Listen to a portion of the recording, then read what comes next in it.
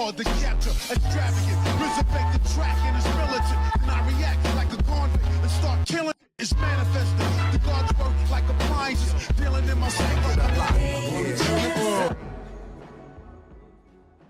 Yo, what's going on everybody? It's your boy Naruto Explain here, bringing you guys a major, and I mean major, conversation about the Boruto manga. So if you're an anime only fan, especially if you're an anime only fan right now, I need you to click off of the video because this is probably something you're not gonna enjoy if you get spoiled on it. So with all that being said though, let's go ahead and jump right into the discussion. So I was going through and I was rereading the last chapter and I was taking notes because as you guys know, when I do the reviews, it's completely off the top of the head, right? So there's no notes, posts, bullet points, or anything like that, just going straight off the top of my head, talking to you like best friend to best friend. And so when I went through the chapter and I started taking my notes down, one thing that really stood out that I just kind of glanced over the first time and didn't think anything of it was the fact that Code gets confirmed to be the only car member left. The reason why that stood out so much is I was thinking about Delta. And in the anime, you had all this buildup of Code and Delta and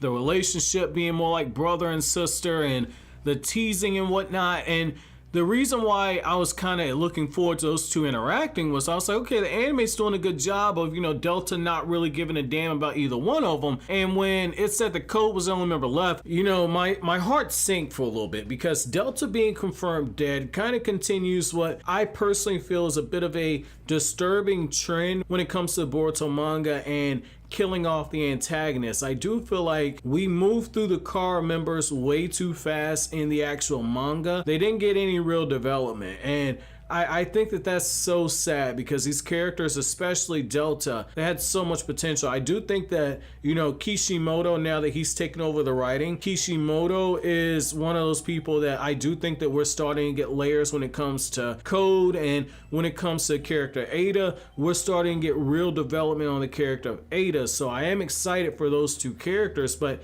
when you look at all the other car members from Kashi and Koji, all the way down to Delta, their development has left a lot to be desired. And when you kill off these super powerful antagonists in this manner and they haven't really been developed, it's really a waste of your reader's time. Now, that's not to say the anime's not gonna fix this. I have strong hope that the anime is gonna make these characters into something better. They did it with Victor, but I just hate that the manga has taken this route, but I can kind of see why, and when you look at the foreshadowing, it makes a lot of sense. I went back to Delta when she confronted Kashi and Koji and Amado, and I just thought that that deactivation, that verbal deactivation that Amado did, just shut down that specific version of Delta. And I thought, well, you know, there's extra bodies, maybe after a certain time her consciousness leaves that drone, because like I said, I believe that drone is her heart. So I was like, maybe that drone will leave her body after a while and just go to yet another body. And then when I went back, I looked at the chapter where Delta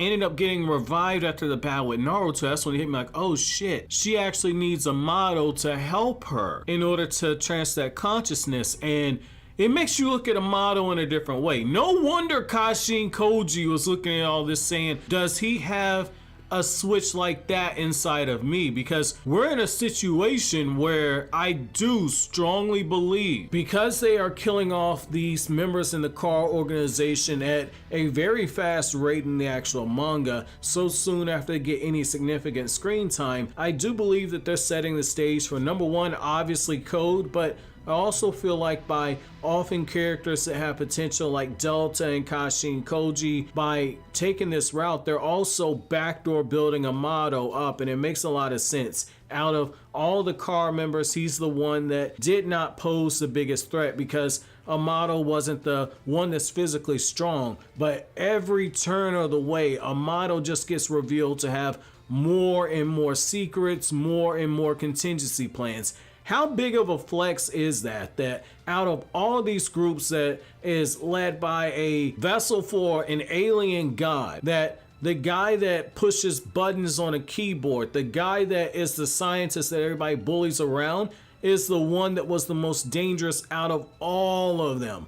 we have people that can keep up with Naruto when he's suppressed in his chakra mode, and the guy that's sitting there pushing buttons on the keyboard and looking at lab results was the deadliest person hiding in plain sight. It would explain so much. And if that is the route that it goes, that essentially all the car members will often, they're treated like pawns by Amado in order to put Amado in a better position. That way, when you have the babyface turn that Amado currently has, where he seems like a good guy, but he eventually ends up turning heel, I think that if we have a situation like that, if it's executed properly, this is going to be something that's going to be a very big plot twist for the actual manga. I think that the anime more than likely is going to be able to flesh out all of this, and the deaths of the car members are not going to feel as rushed as they do, because look at what they've done with the character Boro. In just a few moments of screen time, Boro had more character development in the anime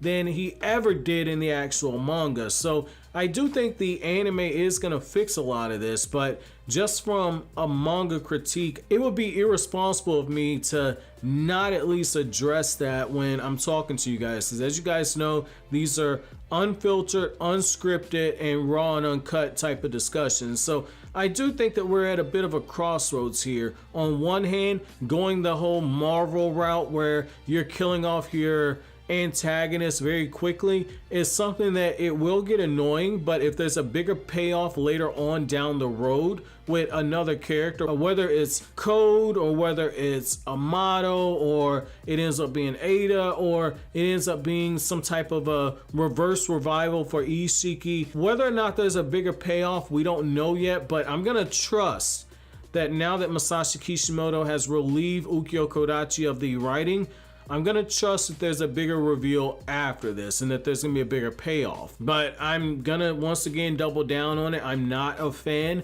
of killing off the antagonist in the car organization this quickly in this manner, but I'm gonna reserve total judgment until we see the final payoff. However, I want to know from you guys, how do you guys feel about the fact that Delta was essentially killed off in that moment? Do you feel like it was something necessary for the plot? Do you think it was anticlimactic for a character that was that powerful to be taken out in that way with just a verbal command?